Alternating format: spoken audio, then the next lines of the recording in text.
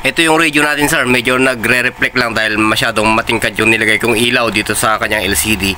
Yung kanyang mga memory ay buo pa naman. Sana yung memory nito?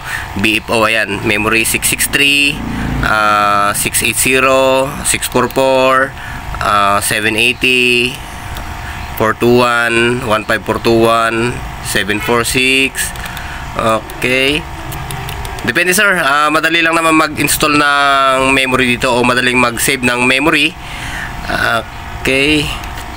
Ayan, naka frequency mode ako kaya pwede kong ilipat-lipat. Okay.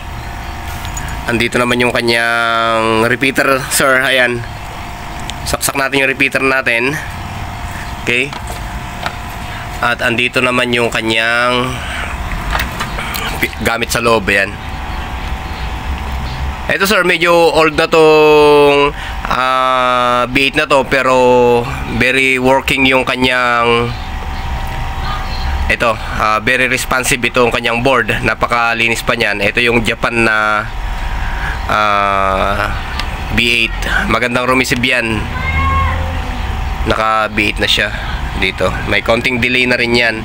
Yung volume niya ay andito lang. Ito yung guhit at andito yung kagandahan ng kanyang audio.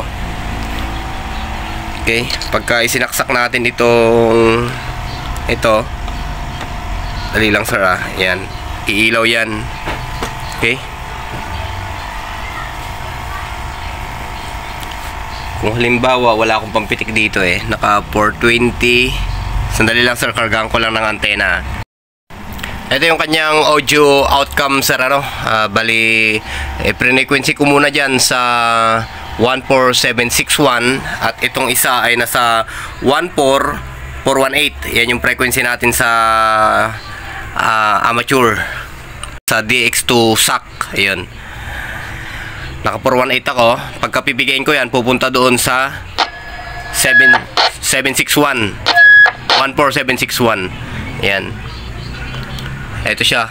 Ayan, sound testing, check check check. At yung audio ng ating output, ito, yung transmitter ay nandito na. Re-receive natin sa 418. 1, 2, 3, 4, 5, 4, 3, 2, 1. Sound check. Sound testing. Mayroon siyang delay, konting-konti lang, pitik-pitik lang. Pangit naman, sir, pagka medyo mahaba yung delay. Okay? 1, 2, 3. Ito siya.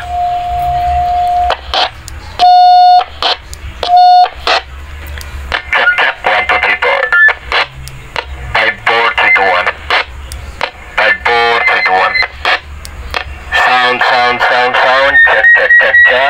check, 1, 2, 3, 4. Okay, sir.